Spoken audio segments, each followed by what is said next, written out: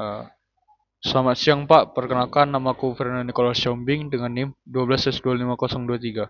Kali ini kita akan mengerjakan tugas Pempros yaitu T10 yaitu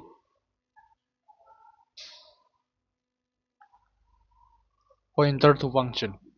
Di sini saya akan membacakan soalnya terlebih dahulu. Tugas terstruktur ini merupakan kelanjutan dari pekerjaan Anda sebelumnya, T09. Secara khusus, pada tugas ini Anda diminta untuk mengembangkan solusi sebelumnya dengan mengaplikasikan konsep pointer to function. Solusi yang tidak mengaplikasikan konsep dynamic memory allocation dan pointer to function akan dianulir seluruh penilaiannya. Tas 1. Printing in detail. Pada tugas sebelumnya, Anda telah memiliki dua buah fitur untuk menampilkan data mahasiswa, student, dan asrama dorm. Kedua fungsi tersebut ditunjukkan untuk menampilkan informasi dan entitas tanpa memperhatikan relasinya dengan entitas lain. Sebagai contoh, perintah student dash print dash all akan menampilkan informasi dari entitas mahasiswa, student, dan meninggalkan informasi di asrama dorm, mana mahasiswa ditempatkan. Demikian juga dengan dorm print all, tidak menampilkan informasi berapa mahasiswa yang telah ditempatkan di sana. Pada tugas ini, Anda diminta untuk mengembangkan dua buah fitur tambahan untuk menampilkan kedua entitas, mahasiswa atau student, dan asrama atau dorm. Namun dengan memperhatikan informasi lain yang relevan. Kita masuk ke tes 1.a, printing student data in detail. Berikut adalah format perintah yang digunakan: bash student dash print dash all dash detail. Perintah di atas akan memberikan keseluruhan dengan format berikut, yaitu seperti ini. Pada keluaran, tampilkan nama asrama atau dorm name di mana mahasiswa ditempatkan. Bila belum ditempatkan di asrama manapun, tuliskan unassign. Tas 1.b, printing dorm data in detail. Berikut adalah format perintah yang digunakan: bash dorm dash print dash all dash detail. Perintah di atas memberikan keluaran dengan format berikut. Pada keluaran, tampilkan jumlah mahasiswa yang ditempatkan di sana. Number of residents. Bila belum ada satupun mahasiswa ditempatkan pada satu asrama, tuliskan 0. Dan ini termasuk contoh inputnya, yaitu seperti ini. Dan contoh outputnya di sini. Ingat, kalau kita menambahkan triple dash di akhir, berarti kita berencana untuk mengakhiri program. Kita masuk yang tes kedua, assigning students into dorms. Tugas berikutnya adalah mengembangkan sebuah fitur untuk menempatkan mahasiswa atau student ke asrama atau dorm. Perlu diperhatikan bahwa penempatan hanya dapat dilakukan bila 1. Masih tersedia ruang pada asrama, tujuan atau jumlah mahasiswa yang ditempatkan di sana masih di bawah kapasitas. Yang kedua, jenis kelamin mahasiswa sesuai dengan peruntukan di asrama tujuan. Mahasiswa pria atau male hanya dapat ditempatkan di asrama yang diperuntukkan untuk pria. Berikut adalah format perintah yang digunakan untuk menempatkan seorang mahasiswa ke satu asrama: bash assign dash student hashtag lebih kecil student dash id lebih besar hashtag lebih kecil dorm dash name lebih besar. Implementasi fitur ini dalam sebuah fungsi yang menerima dua buah parameter, mahasiswa student dan asrama atau dorm. Tujuan, perintah di atas tidak memberikan keluaran apapun. Perhatikan contoh berikut. Ini contohnya, dan ini contoh outputnya. Kita masuk ke task 3, moving student into another dorm.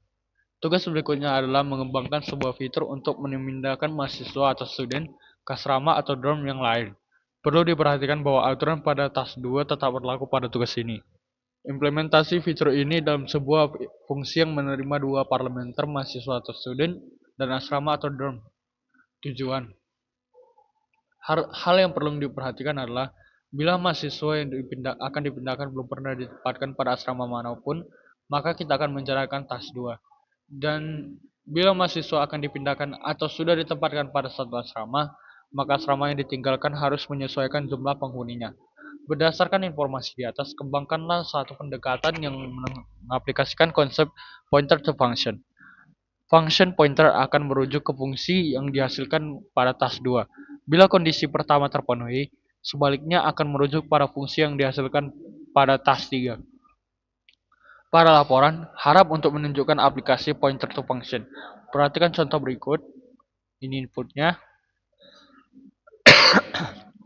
Ini output atau keluaran yang diharapkan dari input yang akan kita buat nanti. Dan notes di sini adalah yang pertama, kita diperbolehkan untuk mengubah dan menambahkan fungsi yang relevan, tentu saja pada library yang sesuai. Meski demikian, Anda tidak diperbolehkan mengubah struct maupun enum. Yang kedua, hardcode output akan mendiskualifikasi nilai tugas. Reporting. Lakukan pertemuan dengan peer Anda untuk mendiskusikan persoalan dan pengembangan solusi. Rekaman dari pertemuan tersebut menjadi bagian dari artefak tugas yang harus dikumpulkan. Durasi rekaman minimal 30 menit. Presentasikan pekerjaan Anda dalam sebuah video pada presentasi. 1. Jabarkan solusi Anda dengan secara rinci. Yang kedua, berikan rasionale dari setiap implementasi yang Anda hasilkan. Yang ketiga, jabarkan alir eksekusi dari solusi Anda. Yang keempat, demonstrasikan pekerjaan Anda. Yang kelima, tunjukkan hasil yang Anda peroleh dari GitHub Classroom. Yang keenam, sebutkan kendala yang dihadapi dalam pekerjaan tugas kali ini. Note, semakin tajam argumen dan penjabaran Anda, semakin mudah penilaian dilakukan. Kriterianya ini seperti berikut. Minimal 10 menit penjelasannya. Dan sekarang kita akan langsung pertama kita akan masuk ke lipsnya terlebih dahulu. Pertama kita mulai dari acak dulu, yaitu gender.h. Kita mulai dari entitas yang sederhana. Paling sederhana gender di gender.h. Saya mendeklarasikan sebuah enum bernama gender underscore t yang isinya gender underscore male dan gender underscore female. Di sini saya memakai enum dan bukan pakai tipe data string untuk tipe gender, yaitu adalah untuk keamanan data atau type safety. Kalau kita pakai string, user atau sistem bisa saja nggak sengaja input tulisan pria atau cowok, atau istilahnya typo lah, male. Tapi dengan enum, sistem cuma mau menerima dua nilai pasti. Nilai dua pasti ini yaitu male dan female. Kalau di luar ini, program bakal error waktu kompilasi ini. Kita mengcompile. Ini dibuat untuk cara kita membatasi data. Nah, sekarang kita masuk ke gender.c. Walaupun di sini mungkin enumnya sudah dipahami, tapi kita butuh teks ke layarnya, yaitu di print ke layar. Nah, fungsi gender underscore to underscore text ini ibarat penerjemahnya. Dia menerima parameter enum, terus pakai logika if dash else yang simple. Kalau nilainya gender underscore male, maka dia akan membalikkannya ke male. Kalau misalnya gender underscore female, maka dia akan mengembalikan female. Dan begitu juga sebaliknya. Dan sekarang kita akan memasuk ke dorm.h terlebih dahulu. Kita masuk ke bangunan fisiknya, yaitu asrama. Di dorm.h kita mendefinisikan struct dorm underscore t. Ada name berupa array of char maksimal 20 karakter. Lalu ada capacity. Perhatikan dia dipakai tipe data uncensored yang ini. Kita memakainya untuk menghemat memori. Yang kedua, unsigned itu penting karena kapasitas asrama nggak mungkin bernilai negatif atau minus kan. Jadi kita batasi di angka positif. Terus ada gender untuk nentuin asrama. Ini buat laki-laki atau perempuan. Dan residence underscore num untuk mencatat jumlah penghuni secara real time. Di sini kita akan masuk ke gender.c-nya. Di implementasinya ada fungsi create underscore dom. Fungsi ini tugasnya kayak kontraktor yang ngebangun asrama baru. Dia terima nama, kapasitas, gender, student year, dan lain sebagainya. Dan di sini kita pakai pakai fungsi strcpy new underscore dom residence underscore 6 sama dengan 0. Ini harus di hardcode alias di set manual ke angka 0 dan logikanya di sini gampang, yaitu setiap kali ada asrama baru selesai, maka asrama itu pasti kosong. Jadi angka penghuninya wajib 0 dari awal. Misalnya ini kita ada asrama Archimedes. Asrama Archimedes itu baru dibangun 3 tahun lalu. Tepatnya di tahun 2023. Berarti otomatis penghuninya kosong dan kita otomatis harus memasukkan penghuninya terlebih dahulu. Kita langsung masuk ke student.h.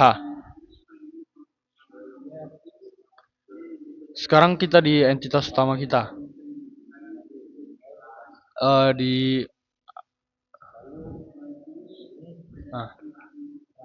Di sini ada di struct student underscore t, ada ID, nama, tahun, dan gender. Tapi ada satu baris yang jadi nyawa dari tugas kita hari ini, yaitu struct dorm dot underscore t bintang dorm. Yang kita perhatikan ada tanda bintang di asterisk ini di sana, yaitu artinya punya variable dorm ini adalah sebuah pointer. Kenapa nggak masukin struct dorm underscore t kayak biasa aja? Karena kalau kita nggak pakai pointer, setiap kali seorang mahasiswa masuk asrama, komputer bakal bikin kopian seluruh bangunan asrama itu dalam data isi mahasiswa. Kalau ada 100 mahasiswa di asrama Nazaret misalnya, bakal ada 100 kopi bangunan Nazaret di memori, dan itu boros. Dengan pointer mahasiswa cuma memegang kunci atau alamat memori dan dari asrama tersebut, dan bangunannya tetap cuma satu di memori. Di sini kita membuka student.c, student.c. Di student.c kita bikin mahasiswa baru, kita pakai create underscore student. Kita nyalin ID dan nama, dan baris pelindung utamanya ada di sini, yaitu new underscore student titik dorm sama dengan 0. Waktu mahasiswa baru daftarkan ke sistem, dia kan belum ditempatkan di asrama mana-mana, yaitu atau unsigned. Jadi alamat asrama harus kita set ke 0. Pointer ini bakal mengarah ke memori acak atau garbage value di laptop kita, dan programnya bakal meledak atau kena segmentation fault waktu kita coba akses. Jadi ini krusial banget. Sekarang kita masuk ke case 1.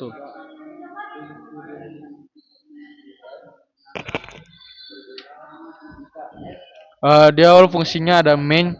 Di sini saya menyiapkan kapasitas memori awal, yaitu stud underscore cap sama dengan 5 dan dorm underscore cap sama dengan 5. Kenapa kita butuh kapasitas awal? Karena kita mau pakai malloc di sini. Saya mendeklarasikan student underscore struct student underscore t, student sama dengan malloc, dan lainnya ini adalah array untuk pointers. Bayangkan kita lagi membeli sebuah rak kosong dari sistem komputer, di mana rak ini punya 5 slot. Nanti tiap slotnya bakal saya isi pakai map data mahasiswa. Bagaimana di sistem ini membacanya? Kita masuk ke block while fgets line size of line studying. Ini adalah cara untuk kita membaca input berulang-ulang sampai filenya habis. Karena enter atau new line, kita bersihin manual supaya stringnya gak berantakan. Lalu input yang masuk itu kita pecah pakai fungsi strtalk dengan pemisah karakter pagar atau hashtag. Dan di sini waktu ada perintah student dash add, saya melakukan validasi ini. If dalam kurung stud count underscore count sama dengan stud underscore cap, artinya sistem sudah mencapai batas raknya. Kalau kita pakai array biasa, programnya bakal error kepenuhan. Tapi karena kita pakai alokasi di Menamis, kapasitasnya dikali 2 jadi 10. Fungsi realog ini dia bakal mesan rak baru yang isinya 10 slot. Terus mindahin 5 data lama kita ke rak baru itu dengan aman tanpa akan ada yang hilang. Sesudah raknya diperbesar, barulah kita malok lagi untuk slot ke-6 dan masukin data mahasiswa lagi. Di sini saya untuk ngeprint datanya itu student dash print dash all dash detail. Saya ngelakuin looping kita saya ngelakuin looping pakai for. Nah, karena ada outputnya beda antara yang sudah punya asrama dan yang belum, saya pakai ternary operator, KD-nya singkat.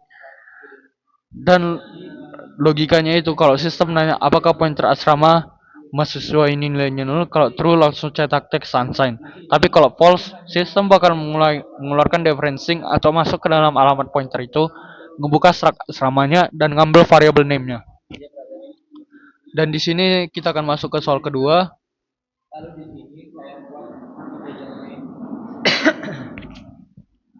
Uh, di sini kita diminta untuk membuat fitur assign dash student. Karena logikanya mulai panjang, saya pisah prosesnya jadi fungsi tersendiri di luar main dengan nama assign underscore student. Fungsi ini cuma terima dua parameter, alamat memori si mahasiswa dan alamat memori asrama tujuan. Dan dia nggak bisa asal masukin orang. Dan ada tiga setpoint divalidasi dalam fungsi ini. Yang pertama, if dalam kurung students lebih besar sama dengan dorm sama dengan nol. Ini satpam pertama. Mahasiswa cuma boleh dimasukkan ke asrama jika dia memang statusnya belum punya asrama. Kalau dia udah punya asrama, fungsi ini langsung batal. Dan yang kedua, if dalam kurung dorm lebih besar dari residence underscore nom, lebih kecil dorm lebih besar dari capacity. Ini satpam keduanya. Asramanya dicek dulu. Kalau kapasitasnya udah penuh atau belum. Kalau penghuninya masih di bawah kapasitas boleh lanjut. Kalau dia lebih dari kapasitas tidak boleh lanjut. Dan satpam ketiga yaitu student underscore gender, lebih besar sama dengan gender sama dengan dorm lebih besar dari gender. Ini satpam ketiga yaitu adalah untuk mengecek gender. Kalau pria pasti ke asrama pria dan wanita ke asrama wanita. Kalau ketiga satpam ini bilang oke atau aman, maka eksekusinya simple dan cuma ada dua baris. Student lebih besar dari dorm sama dengan dorm. Pointer mahasiswa itu dikasih alamat asrama barunya. Dorm lebih besar dari residence underscore nom plus plus. Penghuni di asrama barunya bertambah satu orang. Tapi ada satu tantangan di dalam fungsi mainnya. Input dari user itu kan cuma teks biasa yang cuma string dan misalnya 12S25023 dan kita ganti Nazareth itu jadi Archimedes karena ada beberapa asrama di sini dan Archimedes adalah salah satunya. Padahal fungsi assign kita lanjut. Padahal fungsi assign underscore student butuh objek aslinya. Jadi di dalam main kita harus ngelakuin looping dulu. Saya cek satu persatu array mahasiswa pakai srncmp. Apakah ID ini cocok dengan teks inputan? Kalau cocok, saya simpan alamat objeknya di variable target underscore student. Saya lakuin hal yang sama untuk asrama di variable target underscore dom. Berulah kalau dua-duanya ketemu. Saya lempar ke fungsi assign underscore student. Kita lanjut ke case yang ketiga. Di case ketiga ini kita sampai di final boss tugas yaitu tes 10 underscore 3 yaitu puncak dari tugas ini. Mahasiswa sekarang bisa dipindahkan dari asrama satu ke asrama yang lain pakai move dash student. Selain itu kita diwajibkan untuk mengaplikasikan konsep pointer to function. Pertama kita bikin fungsi move underscore student. Ini beda dari assign yang tadi dikarenakan karena ini melibatkan perpindahan. Saya tambahin pengecekan di awal if lebih besar if dalam kurung student lebih besar dari dorm sama dengan dorm return. Kalau asrama tujuannya sama persis dengan asrama dia saat ini, itu buat apa diproseskan? Jadi buang-buang memori aja dan langsung di return atau dihentikan. Dan kita masuk ke if yaitu if dalam kurung lebih besar dari student lebih besar dari dorm tanda seru sama dengan 0. Kurung siku student lebih besar dari dorm lebih besar dari residence underscore 6 min kurung siku. Kalau kita mau dimindahkan mahasiswa, kita harus sadar kalau asrama lamanya itu bakal ditinggalkan satu orang. Jadi sebelum kita ubah pointer asrama si mahasiswa, kita harus mampir dulu ke asrama lamanya. Terus kurangi populasi di sana dengan perintah minus minus. Dan coba bayangkan kalau kita nggak nulis baris ini, kita langsung ganti pointernya ke asrama baru. Asrama yang lama bakal tetap kira si mahasiswa masih tinggal di sana. Padahalnya orangnya sudah pergi. Datanya jadi cacat setelah asrama lamanya dikurangi. Baru pointernya kita pindah ke asrama baru dan asrama barunya di increment atau plus plus.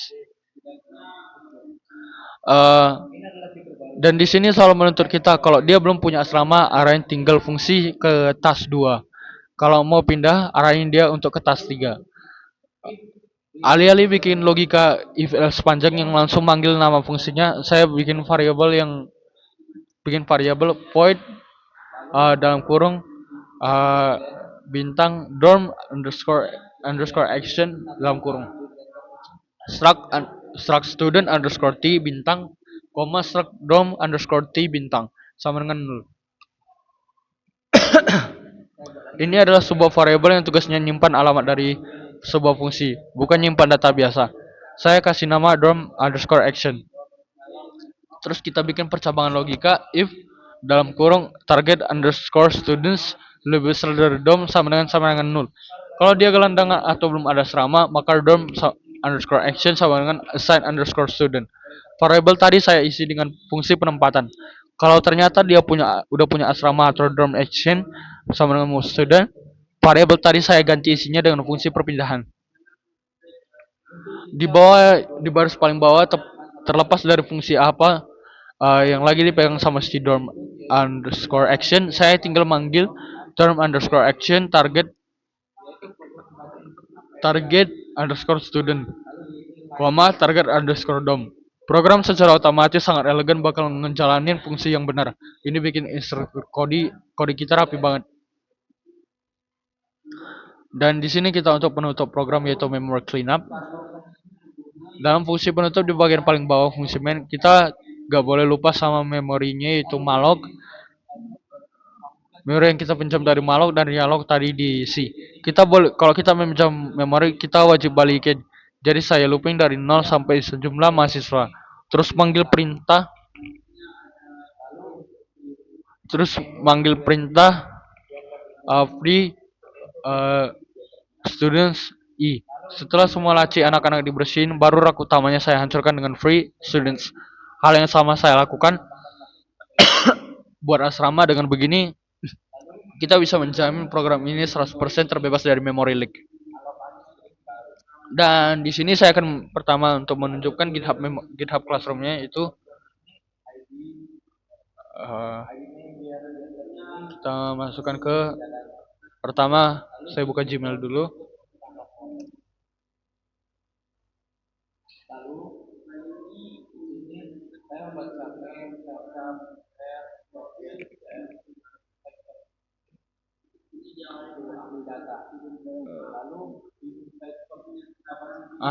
Di sini saya sudah memprogramnya itu dan hasilnya adalah hijau. Di sini saya telah memprogramnya sebanyak 5 kali. Di sini saya mau mencoba trial and error. Yang pertama, yang kedua itu saya tidak mengubah lipsnya dan membiarkan lipsnya seperti itu. Dan juga di program ketiga yang keempat juga seperti itu, masih saya biarkan lipsnya. Dan yang kelima saya telah mengganti lipsnya.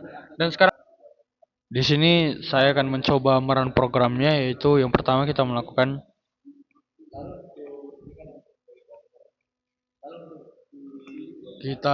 yang pertama kita salin dulu compiler programnya.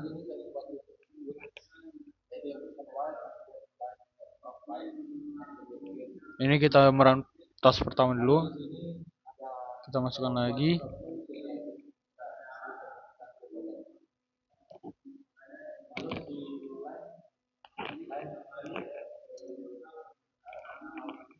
Kita masukkan dari readme-nya terlebih dahulu. Oke.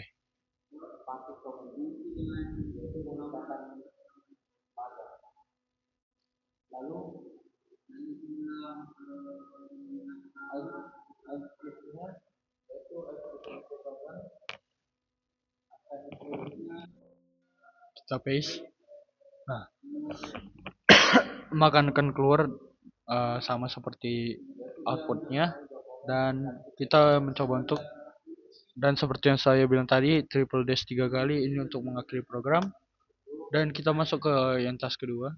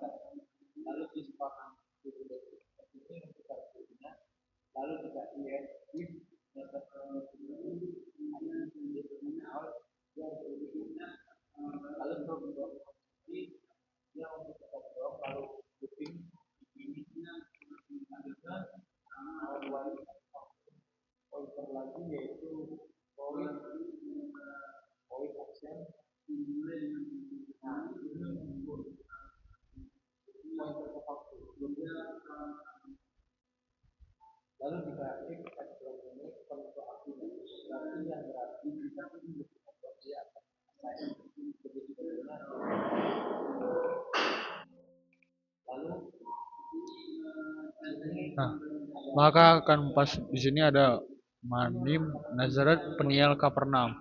Ini nama asramanya. Silo itu Simon Lapres, dan Mamre juga di sini. Antioquia juga ada di sini, itu nama asrama. Eh, Langsung kita lanjut ke tas yang ketiga.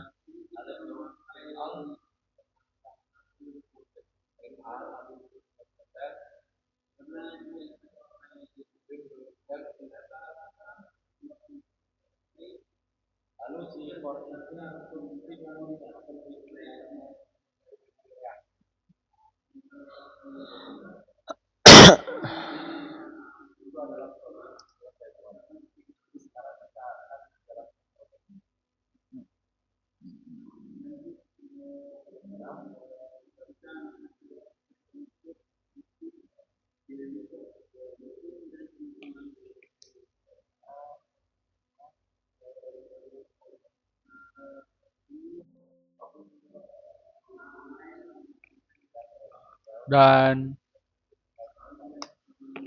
eh, saya telah menjalankan ketiga tes dan ketiga program yang telah saya buat.